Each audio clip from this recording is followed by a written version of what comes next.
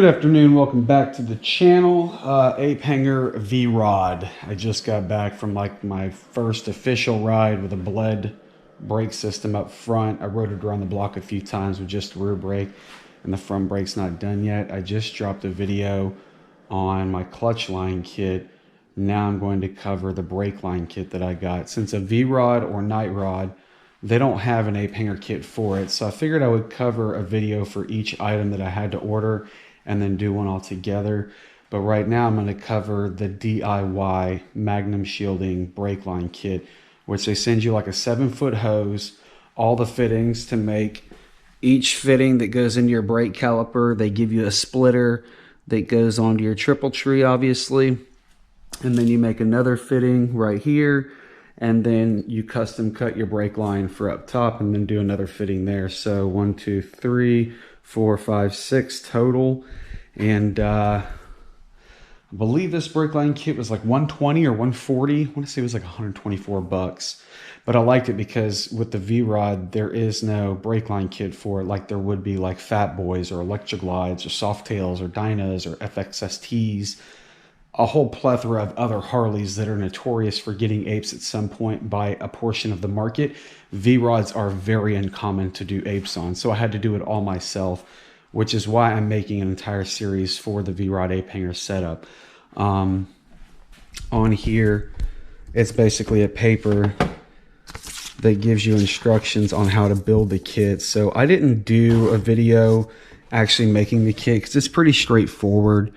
But you'll take like your fitting, your banjo fitting, and then it's got a male end that's kind of like slotted, like barbed. And then this base fitting right here is separate from this little line screw area that you see. So you'll cut the line where you need it, and then it'll slide into this piece right here that's in the middle, and that's like a female receiver. Once you slide that onto the brake line, you don't even use this backside female setup yet. Then once you put this one onto the line, then you twist in your banjo fitting until you feel some back pressure, and then it'll release, letting you know it's seated. And you'll spin it a few more times to make sure that it spins freely. That's how you know it's all the way in. And there's also a visibility line on the base of the banjo fitting. That line is about right here on the banjo fitting. Once that submerges in the first unit that's on the brake line, that's how you know the banjo's in enough.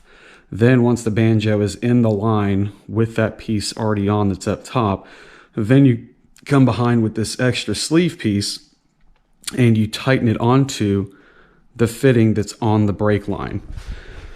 So in this instance, this backside piece will end up twisting onto what looks like a nut there, but it's not. It's sleeved all the way down. While you're twisting these two together, it creates a lot of friction and basically molds the brake line inside with heat to seal it to hold the brake fluid. Again, I wanted to do this because it was very confusing how to know how to measure a brake line that's already on your bike, because mine was in a very confusing fashion. So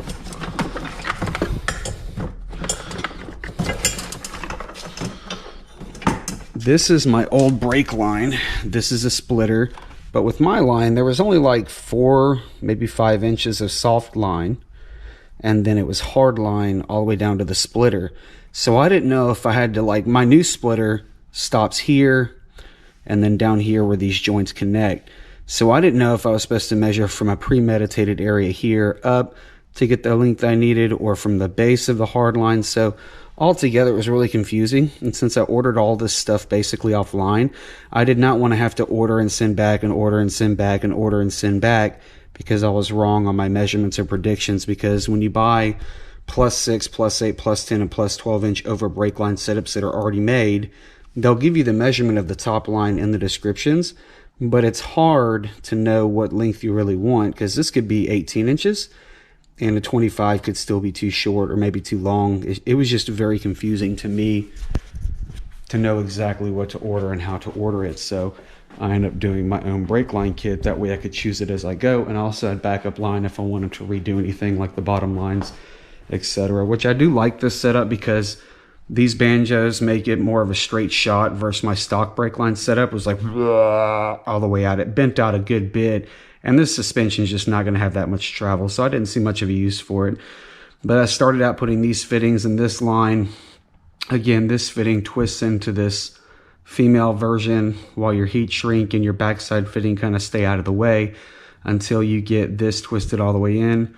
Once this banjo is twisted into your first fitting, then your last fitting comes up from behind and then twist on to that fitting, and then you'll match up the lugs so they're flush all the way like a double nut basically. Then you can heat shrink it, which is what I did because it comes with a heat shrink kit to look clean. Same exact scenario up here. However, I didn't want to build the whole thing on the ground because you have to be delicate with when you put this together so your banjos don't misalign and they're not like this way or out of alignment and hard to bolt on. So I actually bolted the lines on in the route that I wanted them and then twisted them on manually while this was actually attached to the bike. Same thing here.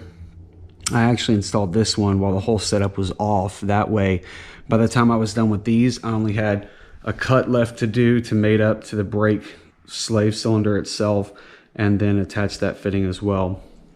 I like it because it gives you options. It allows you to kind of cut to the length you want.